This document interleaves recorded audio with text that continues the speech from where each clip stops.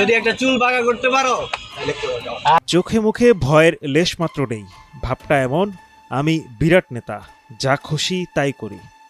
রাজধানীর ধানমন্ডিতে ইবনে সিনা হাসপাতালের সামনে প্রকাশ্যে চাঁদা তোলার এক ঘটনা এখন দেশের সামাজিক যোগাযোগ মাধ্যমে ভাইরাল। সমস্যা নাকি দেখিস না তুই? কোনো সমস্যা নেই। তোমার নাম কি? নাম লাগবে না, ওর নাম আমি বের করে ফেলবো না। ওর নাম লাগবে কেন? নাম দা কাজ কি? ও তো মাস্তান, ওর নাম দিয়ে কাজ কি? ও হলো মাস্তান এখানে। ভিডিওতে দেখা যায় সাদা শার্ট পরা এক যুবক প্রাইভেট কার পার্কিং করায় গাড়ির মালিকের কাছ থেকে রসিদ দেখিয়ে চাঁদা আদায় করছেন।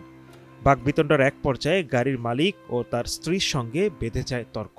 এখানে দাঁড়াই থেকে ফুল টাইম মাস্তানি করতেছো? হ্যাঁ করতেছি। মাস্তানি করতেছো? হ্যাঁ করতেছি। তোর চেহারাটা সুন্দর করে আইছে। হ্যাঁ, আসবে।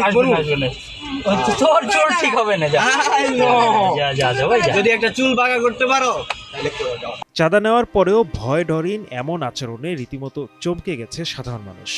ভিডিওতে দেখা যায় সে বুঝতে পারে তাকে গোপনে ভিডিও করা হচ্ছে, তবু হুমকির সুরে কথা বলেই যায়। ঘটনার পরপরই তদন্তে নামে পুলিশ। মঙ্গলবার দিবাগত রাত 1:30টার দিকে জিগাতলা থেকে 23 বছরের ওই যুবক মোহাম্মদ আশরাফুলকে আটক করে পুলিশ। অভিযুক্ত যুবক রাজধানীর হাজারীবাগ এলাকায় থাকেন। গ্রামের বাড়ি লক্ষ্মীপুর জেলার চন্দ্রগঞ্জে। রমনা বিভাগের উপ পুলিশ কমিশনার মাসুদ আলম সংবাদ মাধ্যমকে বিষয়টি নিশ্চিত করেছেন।